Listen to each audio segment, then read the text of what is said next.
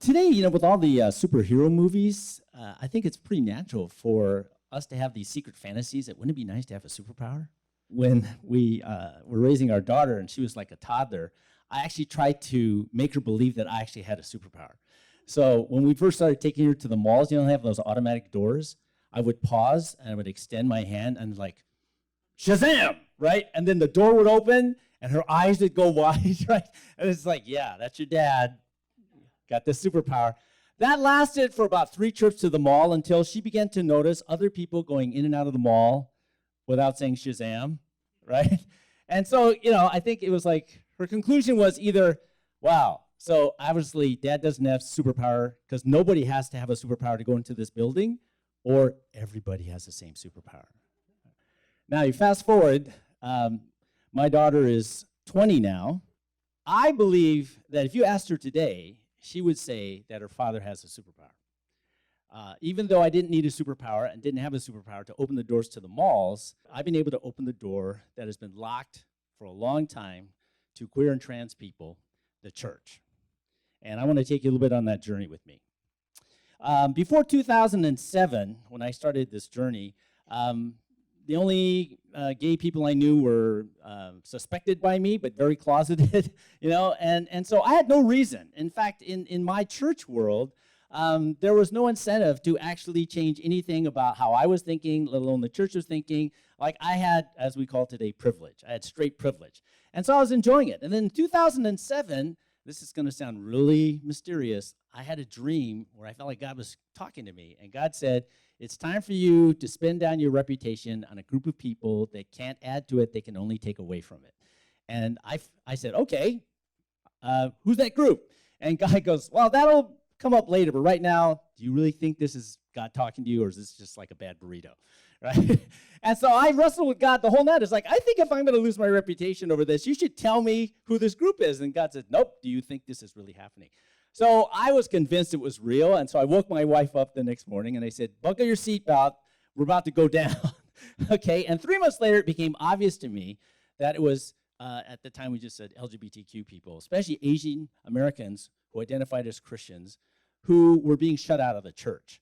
And so at the time, 2007, there was no out-of-the-closet API Christians that I knew going to our church. And we had a church of about 400 people.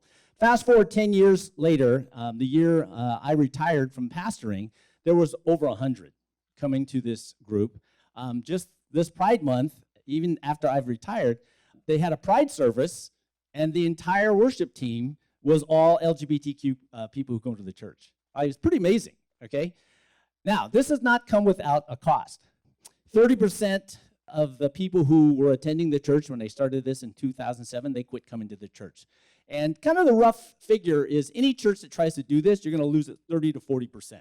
But it's not just losing people. Usually when people don't come, you also lose income, right? And we're a nonprofit, and so I had to start laying off full-time staff, okay? And that's not fun. That's not easy. But personally, there was also other losses. And so for me, I certainly lost my reputation. I had been a trustee of this group called InterVarsity Christian Fellowship for 9 years. I was their main Bible teacher at this event in 2000 that I spoke to 20,000 people, and now I don't get invited to go anymore. I mean, that's just one little thing. I lost actual friends, members of the church. People don't talk to me anymore. And for an Asian, losing face, right? It's like that's a big deal. And these 3 threats alone are enough to stop most of us from doing anything that's risky. So let me explain a little bit what's going on. I mean, church in general is tough. Asian American church is extra tough, okay?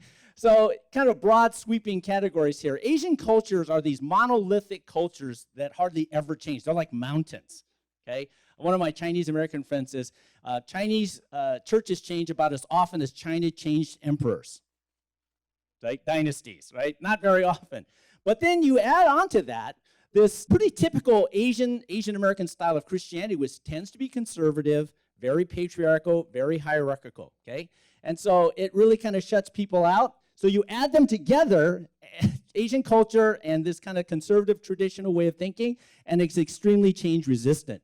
I look at this kind of monolithic thing like an empire, like in Star Wars, And it's like anytime there's an empire, anytime there's an institution, they exist to resist rebels, okay? And what do they do with rebels? They shoot them down. So, in order for me to go on this journey, I had to have a superpower. And that's what I want to talk to you about. This superpower was discovering that I had unchanging self-worth. Now, this is really ironic, if you understand the term ironic, because in Christianity, one of the basic tenets of Christianity is God loves you unconditionally, right? And that's never going to change. But then you filter it through the church and the institution and Asian culture, and it's like, oh no, there's an Asian F in religion, right? There's all these things that you can do to screw things up, and God's not going to like you, and you're going to get kicked out, you're going to lose your job, okay? And I actually had to fight through all my roles as pastor and all the teaching and everything to realize we're missing that one essential truth, that my worth comes from who I am to Jesus. It doesn't come from what someone thinks about me. So that's great when someone's criticizing me. It's like, okay, I can't stop that, but you know what? My worth is still the same. What was tougher for me, and it is still tougher for me, is when I do something well, and I feel like my worth should be more, and the message is still the same. No, actually, your worth is still the same. But it makes you bulletproof, okay? And I think in order to go up against established things, you have to have some ability to be bulletproof. Especially with the internet, you're going to get trolled, you're going to get slammed. I mean, you can't control that, so you have to have an ability to withstand that in the very face of it, otherwise you're going to quit. Now, one of the things about discovering the superpower of my unchanging self-worth is I also believe that everybody else had the same worth, right? It's not just reserved for me. And so out of that grew this unflappable moral courage that if some people who have the same worth to God are being oppressed and repressed in the systems where I have privilege, then I need to use my voice and my privilege to actually open the doors for them. And so that's what I did for those 10 years. And even though I retired, I'm still doing it, right? I'm still using my privilege as someone who has been somewhat besmirched, whatever. But I have kind of this other reputation now that I didn't anticipate, which is people's like, oh, wow, you know, he was willing to put it all on the line for like a greater good. And maybe not everyone's going to agree with it, but I think there's even begrudging respect. So let me finish with this quick story. When I started on this journey, a documentary filmmaker was going to our church, and he said, you know what, I really want to film your journey with the church. So my staff and I were reading this book, this Christian book on homosexuality. So I said, hey, let's have the filmmaker here, and he can film us having the discussion. And every single person on staff said, nope, we don't want to be filmed talking about this subject. And I was like, yes. It's like, I thought we were all on the same page. So I said, all right, I'm still the boss, so I'm going to figure something out. I said, how about this? How about if he comes and films us talking about why you don't want to be filmed talking about it? I'm clever, right?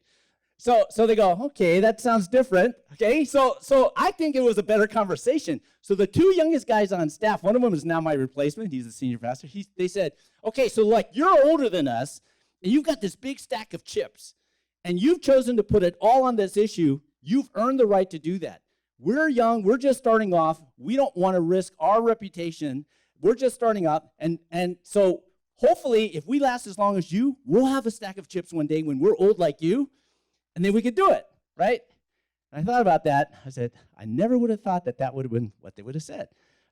I said, here's the flaw in your thinking, two flaws. I said, number one, the reason why I have chips at my age is because when I was your age, just starting off, I started sticking my neck out. I started actually finding issues that mattered, and I found moral courage. And I said, number two, the other flaw in your thinking is on this whole superpower of unchanging self-worth. And this is spirituality, it's not religion.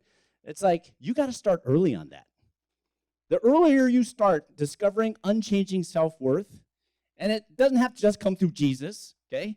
But the earlier you can start that, it gets more powerful as you get older. You know why? Because right now, no one can fire me. And so this is my podcast, which actually is a way that I do this every week, where I was like, this is how I sound. This is how me with self-worth can speak to all kinds of Asian Americans doing interesting and amazing things. We put up an episode every week, and it's just a terrific opportunity to get to know all these other Asian Americans who have this superpower too, and they're doing something with it. Thanks a lot.